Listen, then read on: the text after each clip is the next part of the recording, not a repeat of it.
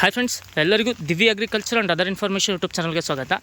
Friends, ನಿಮ್ಮ ಹತ್ರ ಒಂದು ಅರ್ಧ ಎಕರೆ ಜಾಗ ಇದೆ. ನಮಗೆ ಯಾವ ರೀತಿ ಬೆಳೆ ಬೆಳಿಬೇಕು ಅಂತ ಕನ್ಫ್ಯೂಷನಲ್ಲಿದ್ದರೆ ಹಲವಾರು ರೀತಿ ಬೆಳೆಗಳನ್ನು ಬೆಳಿಬೋದು. ಅದೇ ರೀತಿ ನಿಮಗೆ ಅತಿ ಹೆಚ್ಚಾಗಿ ಲಾಭ ತಂದು ಕೊಡುವಂಥ ಗೇರುಹಣ್ಣಿನ ಅಥವಾ ಗೋಡಂಬಿ ಬೆಳೆಯನ್ನು ಸಮೇತ ನೀವು ನಿಮ್ಮ ಖಾಲಿ ಜಾಗದಲ್ಲಿ ಬೆಳಿಬೋದು.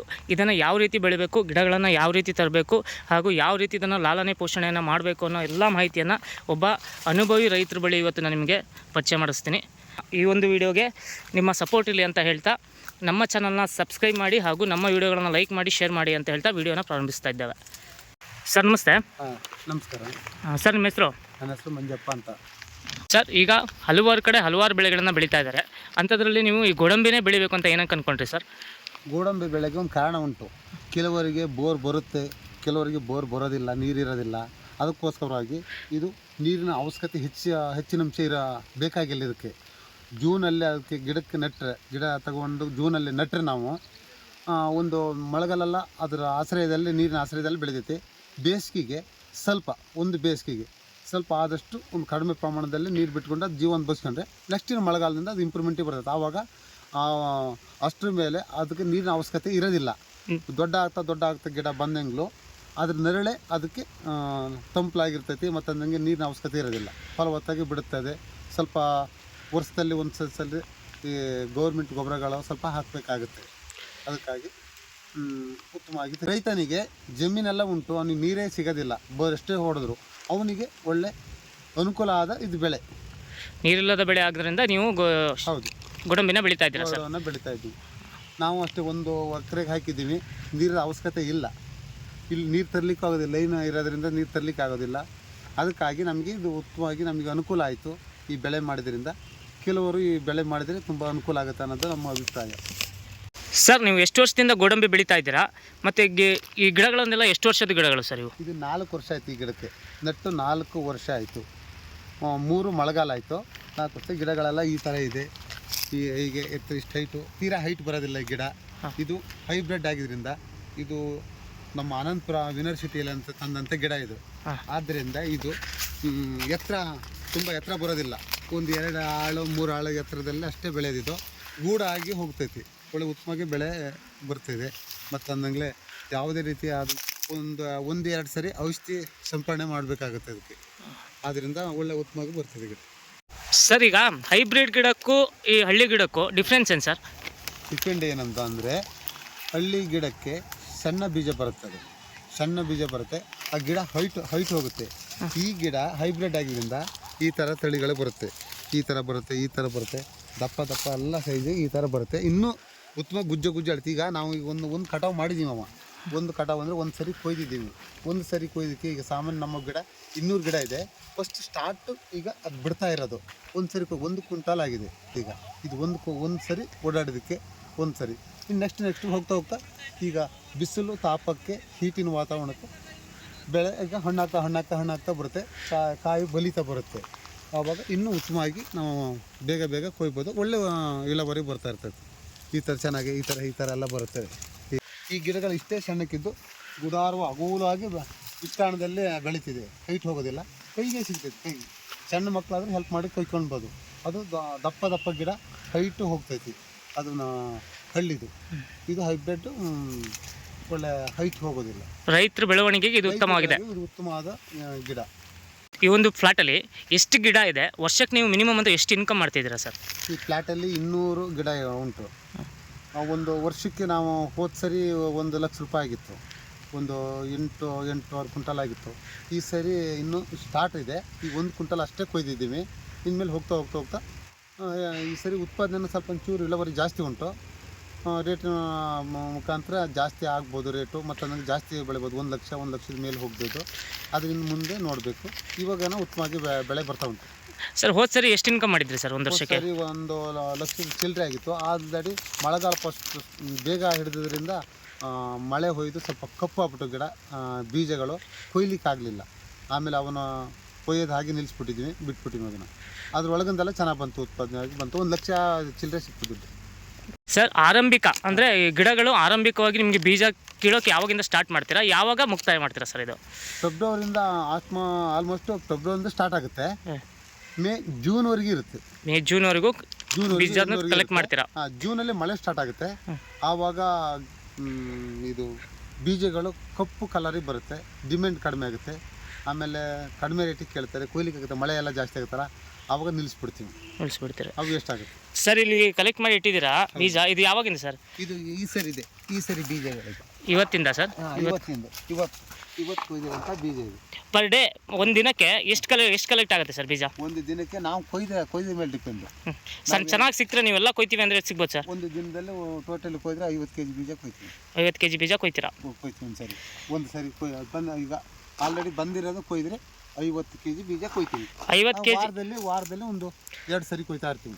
ವಾರದಲ್ಲಿ 2 ಸರಿ ಕೊಯ್ತೀರಾ? ವಾರದಲ್ಲಿ 2 ಸರಿ ಕೊಯ್ತೀವಿ. ಅದು ಉತ್ತಮವಾಗಿ ಬೆಳೆ ಬರುತ್ತೆ. ಉತ್ತಮವಾದಂಥ ಬೀಜಗಳನ್ನ ನಾವು ನೋಡ್ಬೋದು ಇಲ್ಲಿ. ಇದು ಚೆನ್ನಾಗಿ ಬರುತ್ತೆ, ಹೈಬ್ರಿಡ್. ಸರ್ ಒಂದು ಒಳ್ಳೆ ಗಿಡ ಅಂತ ಹೇಳಿದ್ರೆ ನೋಡ್ರಿ, ಇದೇ ಇರ್ಬೋದು ಉದಾಹರಣೆಗೆ, ಇದು ಒಳ್ಳೆ ಗಿಡ. ಈ ಒಳ್ಳೆ ಗಿಡದಲ್ಲಿ ಒಂದು ಸೀಸನಲ್ಲಿ ಅಂತ ಹೇಳಿದ್ರೆ ಒಂದು ಸೀಸನಲ್ಲಿ ಎಷ್ಟು kg ಬರ್ಬೋದು ಸರ್ ಅಂದಾಜು? ಒಂದು ಸೀಸನಲ್ಲಿ ಇದು ಒಳ್ಳೆ ಗಿಡ ಒಂದು ಗಿಡದಲ್ಲಿ ಒಂದು 8 ರಿಂದ 9 10 kg ರವೆಲ್ಲ ಬರ್ತೈತಿ. ಒಳ್ಳೆ ಗಿಡದಲ್ಲಿ 10 kg ರವೆಲ್ಲ ಬರ್ತೈತಿ. 10 kg ತನಕ ಬರುತ್ತೆ ಒಂದು ಗಿಡದಲ್ಲಿ.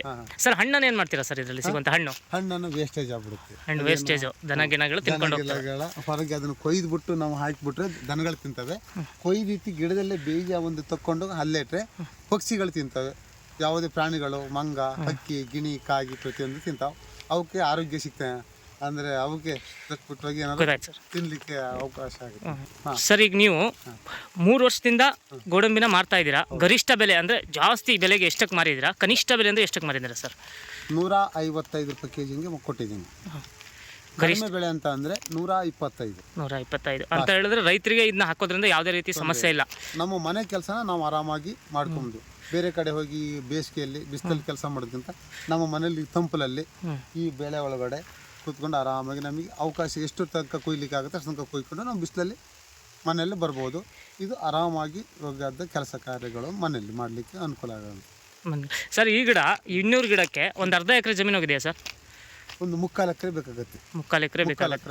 200 ಗಿಡಕ್ಕೆ 3/4 ಎಕರೆ ಬೇಕಾಗುತ್ತೆ. ಸರ್ ಗಿಡದಿಂದ ಗಿಡಕ್ಕೆ ಎಷ್ಟು ಡಿಸ್ಟೆನ್ಸ್ ಇದೆ? ಇದು ನಾವು ಹಾಕಿದ ಆವಾಗ ನಮಗೆ ಐಡಿಯಾ ಇರಲಿಲ್ಲ. ನಾವು ಒಂದು 15 ಅಡಿಗೆ ಒಂದೊಂದು ಗಿಡ ಹಾಕಿದ್ದೀವಿ. ಆ ಥರ ಅಲ್ಲ, ಈಗ ಉತ್ತಮವಾಗಿ ಚೆನ್ನಾಗಿ ಬರಬೇಕು, ಫ್ರೀ ಆಗಿರ್ಬೇಕು, ಕೊಯ್ಲಿಕ್ಕೆ ಗೀಲಿಕ್ಕೆ ಫ್ರೀ ಆಗಿರಬೇಕು. ನುಗ್ಗು ಆಗ್ತಿದೆ, ಈ ಥರ ಪ್ರಾಬ್ಲಮ್ ಆಗುತ್ತಿದೆ. 20 ಅಡಿ ಡಿಫ್ರೆನ್ಸ್ ಅಲ್ಲಿ ಒಂದು ಗಿಡ ನೆಡಬೇಕಾಗುತ್ತೆ. 20 ಅಡಿಗೆ ನೆಡಬೇಕಾಗತ್ತೆ. ನೀವು 15 ಅಡಿ ನೆಟ್ಟಿದ್ದೀರಾ? 15 ಅಡಿ ನೆಟ್ಟಿದ್ದೀನಿ. ಈಗ ಅದು ಗಿಡದಿಂದ ಗಿಡಕ್ಕೆ ಟಚ್ ಆಗಿದ್ರಿಂದ ನುಗ್ಗು ಕಷ್ಟ ಆಗುತ್ತೆ, ಕೊಯ್ಲಿಕ್ಕೆ ಸಮಸ್ಯೆ ಆಗ್ತಾ ಇದೆ. ಅದರಿಂದ 20 ಅಡಿ ಡಿಫ್ರೆನ್ಸ್ ಅಲ್ಲಿ 20 ಅಡಿ ಡಿಫ್ರೆನ್ಸ್ ಅಲ್ಲಿ ನಡಬೇಕು ಅಂತ ಹೇಳ್ತೀವಿ. ನಿಮಗೀಗ 4 ವರ್ಷದಿಂದ ಗಿಡಗಳನ್ನ ನೋಡಿದ ಅನುಭವದ ಮೇಲೆ ಕೇಳ್ತಾ ಇದ್ದೀನಿ. ಸರ್ ಗಿಡ ಎಲ್ಲಿಂದ ತಗೊಂಡು ಬಂದ್ರಿ? ಯಾವ ಥರ ಗಿಡಗಳನ್ನು ಆಯ್ಕೆ ಮಾಡ್ತೀರಾ ಸರ್? ಇದೇ ನಮ್ಮ ಸಾಗರ ತಾಲೂಕು ಅಲ್ಲಿರೋಂಥ ಅನಂತಪುರದ ಬಟ್ಟೆಮಾಪ ರೋಡಲ್ಲಿ ಯೂನಿವರ್ಸಿಟಿ ಅಂತ ಇದೆ. ಆ ಯೂನಿವರ್ಸಿಟಿ ಈ ಕಡೆಯಿಂದ ಅನಂತಪುರದಿಂದ ಹೋಗ್ತಾ ರೈಟ್ ಸೈಡಿಗೆ ಇದೆ ಕೃಷಿ ಇಲಾಖೆ. ಅಲ್ಲಿಂದ ತಂದಿರೋಂಥ ಗಿಡ, ಅಲ್ಲಿಂದ ತೊಗೊಂಡು ಬಂದಿದ್ವಿ. ಆವಾಗ ನಾನು ತರಲಿಕ್ಕೆ 4 ವರ್ಷದ ಈಗ 35 ರೂಪಾಯಿ ಇತ್ತು. ಈಗ ರೇಟ್ ಕೇಳಬೇಕಾಗುತ್ತೆ. ಅಲ್ಲಿ ಸಿಗ್ತೈತಿ ಗಿಡ. 3 ಕ್ವಾಲಿಟಿ ಇರ್ತೈತಿ. ಅಂದರೆ ಬೀಜಗಳಲ್ಲಿ ಬರುತ್ತೆ, ಒಂದೇ ಕ್ವಾಲಿಟಿ ಬೀಜಗಳು ಬರುತ್ತೆ. ಹಣ್ಣು ಕೆಂಪು ಮತ್ತು ಅರಿಶಿನ ಕಲ್ಲರು ಆ ಥರ 2 ಡಿಫ್ರೆಂಟಾಗಿ ಬರುತ್ತೆ. ಬೀಜ 3 ಥರ ಬರುತ್ತೆ. ಅಂದರೆ ಎಲ್ಲ ದಪ್ಪ ಬೀಜನೇ 3 ಥರ ಬರುತ್ತೆ. ಕಲರ್ಗಳು ಇದೆ, 3 ಥರದ ಹಣ್ಣುಗಳು. ಹಣ್ಣಲ್ಲಿ ಡಿಫ್ರೆನ್ಸ್ ಇರುತ್ತೆ ಕಲರಲ್ಲಿ, ಬೀಜ ಒಂದೇ ಟೈಪ್ ಇರುತ್ತೆ. ಸರ್ ಈ ಗಿಡಗಳನ್ನ ಆಯ್ಕೆ ಹೆಂಗೆ ಮಾಡಿದ್ರಿ ಸರ್? ಗಿಡಗಳಂತಂದರೆ ನಾವೀಗ ನೋಡಿದ್ದೀವಿ, ಜಾಗ ಇದೆ, ಇದಕ್ಕೆ ಏನಾದ್ರು ಒಂದು ಬೆಳೆ ಬೆಳಿಬೇಕಲ್ಲ ನಾವು ವಿಚಾರ ಮಾಡ್ಕೊಂಡಿವಿ. ಆವಾಗ ಹತ್ತಿ ಬೆಳೆದೀವಿ, ಜೋಳ ಬೆಳೆದೀವಿ, ಯಾವುದೇ ರೀತಿಯಾದಂಥ ಒಂದೊಂದೇ ಬಂತು ಹೋಯ್ತಾ ಆಗ್ತಂದು ಈಗ ಏನು ಬೆಳಿಬೇಕು ಅನ್ನೋ ಬಗ್ಗೆ ವಿಚಾರ ಮಾಡಿದ್ವಿ. ನೀರಿಲ್ಲ ಅಂದರೆ ಪರವಾಗಿಲ್ಲ, ಅಂದರೆ ನೀರೇ ಬೇಕಂತ ಅವಶ್ಯಕತೆ ಇದಕ್ಕಿಲ್ಲ ಈ ಬೆಳೆಗೆ. ಆದ್ದರಿಂದ ನೋಡೋಣ, ಎಲ್ಲರೂ ಹೇಳ್ತಿದ್ರು. ನಾನು ಕೆಲವು ಕಡೆ ತಿರುಗಾಡಿದಾಗ ಎಲ್ಲ ಅಡ್ಡಿಲ್ಲ, ಇದು ಮಾಡಿ ಒಳ್ಳೇದು ತ್ಯಾಗರ್ತೆಲ್ಲ ಒಂದು ಸರಿ ಮಾಡಿದರು, ಮತ್ತು ಇಲ್ಲಿ ಉಳ್ಳೂರಲ್ಲಿ ಮಾಡಿದ್ದಾರೆ, ಹೆಗ್ಗೋಡದಲ್ಲಿ ಮಾಡಿದ್ದಾರೆ. ಅದೆಲ್ಲ ನೋಡ್ಕೊಂಡು ನಾನು ಮಾಡೋಣ ಅನ್ನಂಗಾಯಿತು. ಆವಾಗ ನಾನು ಅಲ್ಲಿ ವಿಚಾರ ಎಲ್ಲ ಕೇಳಿದಾಗ ಇಂತಿಂತಲ್ಲಿ ಸಿಗ್ತೈತಿ ಗಿಡ ಅಂದರು. ಹೋಗಿ ವಿಚಾರ ಮಾಡಿದಾಗ ಇದಾವೆ ಅಂದರು. ತೊಗೊಂಡು ಬಂದು ನೆಟ್ಟಿದ್ದೀನಿ. ಒಳ್ಳೆ ಇಳುವರಿ ಬರ್ತಾ ಉಂಟು. ಗಿಡನೂ ಚೆನ್ನಾಗಿದೆ. ನಮ್ಮ ಸಂಸಾರದ ಕುಟುಂಬ ಒಂದು ಬಡ ಕುಟುಂಬ ಆಗಲಿ, ಲೆವೆಲ್ ಕುಟುಂಬ ಆಗಲಿ, ಜಾಗ ಐತಂದ್ರೆ ಇದು ಮಾಡಿ ಒಳ್ಳೆ ಜೀವನ ಹರಿಸ್ಕೊಳಕ್ಕಂತ ಒಂದು ಅವಕಾಶ ಇದೆ. ಸರ್ ಈ ಗಿಡಗಳ ಆಯ್ಕೆ ಹೆಂಗೆ ಮಾಡಿದ್ರಿ ಅಂತ? ಗಿಡಗಳು ಈಗ ಈ ಥರದ ಗಿಡಗಳನ್ನು ತೊಗೊಂಬಂದಿರಲ್ಲ, ಆಯ್ಕೆ ಬಗ್ಗೆ ನಿಮ್ಗೆ ಏನಾದರೂ ಐಡಿಯಾ ಐತಾ ಫಸ್ಟ್ ಬಿಡ್ಬೇಕಾದ್ರೆ ಅಂತ? ನನ್ನ ಯಾವ ಥರ ಅಂತಂದರೆ ನಾವು ಅಲ್ಲಿಗೆ ಕೃಷಿ ಇಲಾಖೆ ಹೋದೆ, ನೋಡಿದೆ. ಗಿಡ ಎಲ್ಲ ಕಸೆ ಎಲ್ಲ ಕಟ್ಟಿದ್ರಲ್ಲ, ಕಸೆ ಕಟ್ಟಿ ಅದರಿಂದ ಇದು ಮಾಡಿದರು. ಗಿಡ 1.5 ರಿಂದ 2 ಅಡಿ ಇದ್ದವು. ಆಯ್ಕೆ ಅದನ್ನೆಲ್ಲ ವಿಚಾರ ಮಾಡಿ ಕೇಳಿದಾಗ ಅಡ್ಡಿಲ್ಲ ಇದೇ ಥರದ ಗಿಡ ತಗೊಂಡೋಗಿ ನಡ್ರಿ ಅಂತ ಹೇಳಿದರು. ಅಲ್ಲಿಂದ ತಂದುಬಿಟ್ಟು ನೆಟ್ಟಿದೆ. ನೆಟ್ಟು 3 ತಿಂಗಳಿಗೆ ತನೆ ಬಂತದು. ಆ ತನೆಯನ್ನು ಫಸ್ಟ್ ಬಂದ ತನೆಯನ್ನು ಕಟ್ ಮಾಡಬೇಕು ಅಂತ ಹೇಳಿದರು. ಅದು ಯಾಕೆ ಕಟ್ ಮಾಡ್ಬೇಕಂತಂದರೆ ಅದು ಫಲ ಬಿಡ್ತಿದೆ, ಗೇರು ಬೆಳೆ ಬಂದ್ಬಿಡ್ತಿದೆ. ಆಲ್ರೆಡಿ ಒಂದು ನಟ್ಟು 4 ತಿಂಗಳೊಳಗೆ ಬಂದ್ಬಿಡುತ್ತೆ. ಆ ಬಂದಿರೋ ಇದನ್ನು ಆ ವೆಯ್ಟಿಗೆ ಗಿಡ ನಿಲ್ಲೋದಿಲ್ಲ. ಕಸೆ ಕಟ್ಟಿದಂಥದ್ದು ಅದು ಕಳಿಚೋಗ್ಬಿಡ್ತದೆ, ವೆಯ್ಟಿಗೆ ಬಿದ್ದೋಗ್ಬಿಡ್ತೈತಿ. ಅದಕ್ಕಾಗಿ ಆ ತನೆಯನ್ನು ಕಟ್ ಮಾಡಬೇಕಂತ ಹೇಳಿದರು. ಆ ತನೆಯನ್ನು ಎಲ್ಲ ಫಸ್ಟಿನ ವರ್ಷ ಕಟ್ ಮಾಡಿದೆ. ಅದು ನೆಕ್ಸ್ಟಿನ ವರ್ಷದಲ್ಲಿ ಆ ತನೆ ಹಾಗೆ ಬಿಟ್ಟು ಆವಾಗ ಒಂದು 3 ಕ್ವಿಂಟಲ್ ಬಂತು 3ನೇ ವರ್ಷದಲ್ಲಿ. 4ನೇ ವರ್ಷದಲ್ಲಿ ಅಂತಂದರೆ ಫಲವತ್ತಾಗಿ ಬಂತು. ಇದು 5ನೇ ವರ್ಷದ ಇದು 3ನೇ ಬೆಳೆ. ಇದು ಈ 3ನೇ ಬೆಳೆ ಆಗಿದ್ದರಿಂದ ಈಗ ಉತ್ತಮವಾಗಿ ಬರ್ತೈತಿ. ಈಗ ಸ್ಟಾರ್ಟ್ ಆಗಿದೆ ಅಷ್ಟೇ. ಈ ಒಂದು ಬೆಳೆಗೆ ಔಷಧಿ ಗೊಬ್ಬರಗಳನ್ನು ಯಾವ ಥರ ಮಾಡ್ತೀರಣ್ಣ? ಅದು ಈಗ ಜೂನ್ ಜುಲೈ ಆ ಟೈಮ್ನಲ್ಲಿ ನಮಗೆ ಎಷ್ಟು ಅನುಕೂಲ ಆಗುತ್ತೆ ಅದಕ್ಕೆ ಯಥೇಷ್ಟ ಹಾಕೋ ಅಂಥ ಅವಶ್ಯಕತೆ ಇರೋದಿಲ್ಲ. ಗಿಡದ ಬಡ್ಡೆಯನ್ನು ಸ್ವಲ್ಪ ಬಿಡಿಸಿ ಒಂದು 100-150 ಗ್ರಾಮ್ಸ್, ಹೆಚ್ಚುವರಿ ಅಂದರೆ 200 ಗ್ರಾಮ್ಸ್ ಆದಷ್ಟು ಯಾವುದು ಪೌಷ್ಟಿಕ ಗೊಬ್ಬರ, ಯಾವುದು ಗೌರ್ಮೆಂಟ್ ಗೊಬ್ಬರ ಆಗಲಿ, DAP ಇರ್ಬೋದು, ಇಲ್ಲ 10-26 ಇರ್ಬೋದು, 17-17 ಇರ್ಬೋದು, ಯಾವುದೇ ರೀತಿಯಾದಂಥ ಗೊಬ್ಬರ ಅದನ್ನು ಹಾಕಿ ಹಂಗೆ ಮುಚ್ಚಬೇಕು. ಈಗ ಈಗ ಮತ್ತೆ ತನೆ ಬರೋ ಸಂದರ್ಭದಲ್ಲಿ ಒಂದು 2 ಔಷಧಿ ಹೊಡಿಬೇಕಾಗುತ್ತೆ. ಅಲ್ಲಿ ಕೃಷಿ ಆಫೀಸಿಗೆ ಹೋಗಿ ಕೇಳಿದ್ದಾರೆ, ಅವ್ರು ಹೇಳ್ತಾರೆ ಇಂಥ ಔಷಧಿ ಹೊಡೀರಿ ಅಂತ ಹೇಳ್ತಾರೆ. ಆ ಔಷಧಿ ಈಗ ನಮಗೆ ಹೆಸರು ನೆನಪಿಲ್ಲ, ಅದು ಹೇಳಿದರೆ ಕೊಡ್ತಾರೆ. ಈಗ ತನೆ ಬರುವ ಸಂದರ್ಭದಲ್ಲಿ ಅದು ಎಷ್ಟು ಹಾಕಿ ಹೊಡಿಬೇಕನ್ನೋದು ಹೇಳಿರ್ತಾರೆ. ಆ ಪ್ರಮಾಣದಲ್ಲಿ ಹಾಕಿಂದು ಹೊಡಿಬೇಕಾಗುತ್ತೆ. ಆಮೇಲೆ ಬೀಜಗಳೆಲ್ಲ ಬಿಡುತ್ತೆ. ಸ್ವಲ್ಪ ದೊಡ್ಡ ಸಂದರ್ಭದಲ್ಲಿ ಒಂದು ಸರಿ ಮತ್ತೆ ಹೊಡಿಬೇಕು. ಯಾಕೆ ಹೊಡಿಬೇಕಂದ್ರೆ ಅದು ಈ ಇರಿಬೆ ಅಂತಕ್ಕದ್ದು ಅದು ಇದು ಅಂತ ಓಡಾಡಿಕೊಂಡು ಅದ್ರ ಮೇಲೆ ಕೂತು ಅಂದರೆ ಎಲ್ಲ ದಪ್ಪ ಗುಜ್ಜಾಗಿರೋದ್ರಿಂದ ಆ ಇರಿಬೆಗಳೆಲ್ಲ ಕೂತ್ಕೊಂಡಾಗ ಅದು ಕಲರ್ ಫೇಲ್ಡ್ ಆಗುತ್ತೆ, ಕಪ್ಪು ಬರುತ್ತೆ. ಅದಕ್ಕಾಗಿ ಒಂದು ಸರಿ ಮತ್ತೆ 2ನೇ ಸರಿ ಹೊಡಿತೀವಿ ನಾವು.